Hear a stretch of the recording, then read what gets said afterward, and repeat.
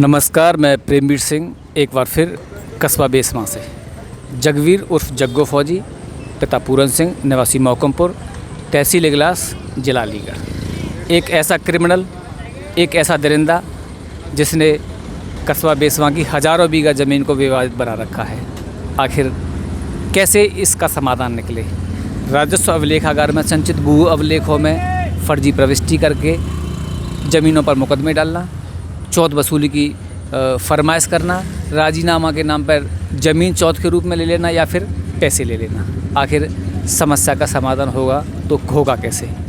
आज हम बात करते हैं बेसमा चौराहे की।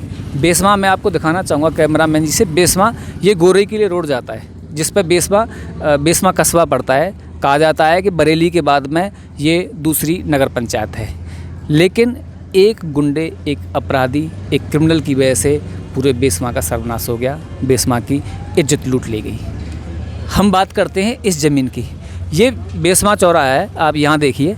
ये बेसमा चौराहा है जिसमें से दाहिने तरफ रास्ता मथुरा की तरफ जाती है और इधर बाहिने तरफ अलीगढ़ के लिए रास्ता जाती है। अलीगढ़ और मथुरा दोनों के बीच में थाना इगलास में ये बेसमा चौराहा पड़ता है। बेसमा चौराहे पे कभी ज़्यादा कुछ नहीं हुआ करता था। एक प्याऊ होती थी और उसी प्याऊ के नाम पे इस चौराहे का नाम खत्री की प्याऊ पड़ा गया।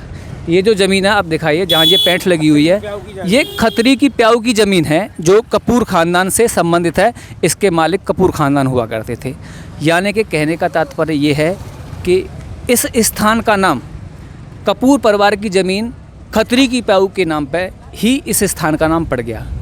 लेकिन दुर्भाग्यवश क्षेत्र में गैंगस्टर पैदा हो गया। ऐसा गैंगस्टर, ऐसा दरिंदा, ऐसा फ्रॉड जिसने पूरे के पूरे बेसमा का सर्वनाश करके रख दिया।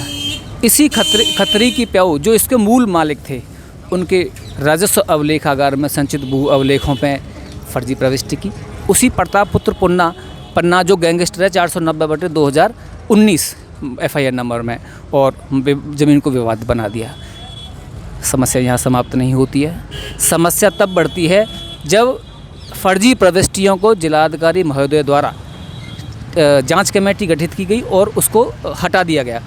हटाने के पश्चात भी वो बार बार विभिन्न न्यायालयों में जाके उनको पीड़ित करने लगा। लेकिन समस्या का समाधान कैसे हुआ? जब जिलाधिकारी महोदय को बताया गया कि फर्जी प्रविष्टि हटने के पश्चात भी विभिन्न न्यायालयों में वाद दायर किया जा रहा है, तो जिलाधिकारी महोदय ने कहा कि यह किसी भी व्यक्ति का मौलिक अधिकार है, वो किसी भी न्यायालय में अपना पक्ष रख सकता है। अर्थात कानून में दिए गए उन अधिकारों को जो एक आम आदमी के लिए दिए गए हैं, गैंगस्टर ने उपयोग किया और लोगों का शोषण चालू कर दिया।